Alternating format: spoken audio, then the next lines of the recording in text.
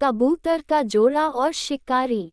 एक निर्जन स्थान में एक व्याध रहता था। उसके परिजनों और सगे संबंधियों ने उसका त्याग कर दिया था।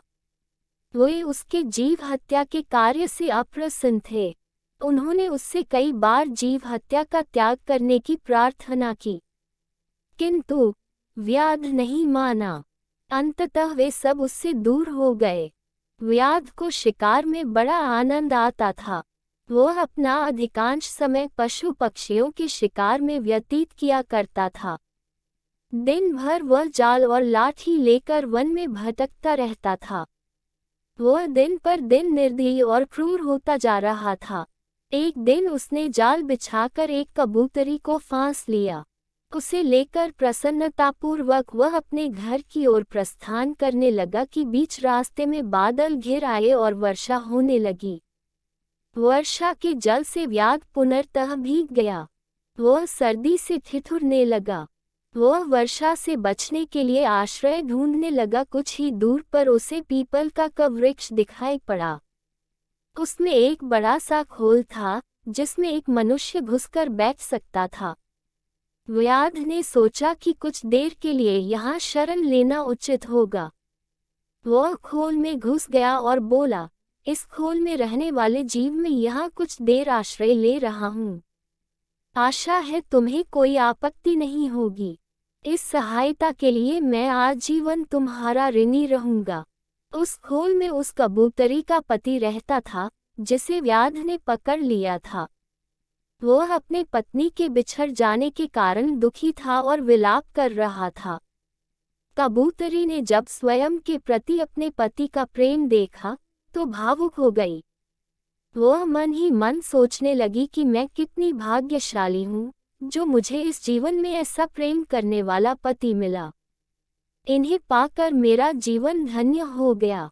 वह अपने पति से बोली, स्वामी, विलाप मत करो, मैं यही हूँ। इस व्याध ने मुझे जाल में पकड़ लिया है। कदाचित ये मेरे कर्मों का फल है, किंतु आप मेरी चिंता में व्याकुल ना हो। अपना कर्तव्य निभाते हुए शरण में आए अतिथि की सेवा सत्कार करो, अन्यथा तुम पाप के भागी बनोगे। कबूतरी की बात मानकर कबूतर व्याध से बोला, वधिक, आपका स्वागत है। आप यहाँ निःसंकोच विश्राम करें। यदि आपको किसी प्रकार का कष्ट हो तो मुझे बताएं, मैं उसके निवारण का हर संभव प्रयास करूंगा। व्याध बोला, मैं वर्षा के जल में भीगा हुआ, मुझे ठंड लग रही है, कुछ ताप की व्यवस्था कर दो। कबूतर ने लकड़ियां जमा की और उसे जला दिया। अतिथि आग सेंकने लगा और उसकी ठंड दूर हो गई। फिर कबूतर ने सोचा कि अतिथि अवश्य भूखा होगा, मुझे इसके लिए भोजन की व्यवस्था करनी चाहिए। किंतु उस समय उसके पास अन्न का एक दाना नहीं था। वह विचार करने लगा कि क्या करूं कि अतिथि की भूख शांत कर सकूं। कुछ देर विचार करने के बाद उसने निर्णय लिया कि अब तो कबूतरी भी मेरे साथ नहीं है, मैं जीवित रहकर क्या करूंगा। मुझे अपना ही शरीर त्याग कर व्याध का भोजन बन जाना चाहिए। ये सोचकर वह आग में कूद गया। उसका ये बलिदान देख व्याध की आत्मा व्याकुल हो गई। वह आत्मग्लानि में डूब गया और मन ही मन स्वयं को धिक्कारने लगा। उसी क्षण उसने कबूतरी को मुक्त कर दिया। कबूतरी ने जब अपने पति को आग में जलता हुआ देखा तो विलाप करने लगी और कहने लगी कि ये मेरे कर्मों का फल है जिसकी सजा आपको मिली। अब मैं अकेली इस संसार में जीकर क्या करूंगी। कबूतरी ने भी आग में कूदकर अपने प्राणों का त्याग कर दिया।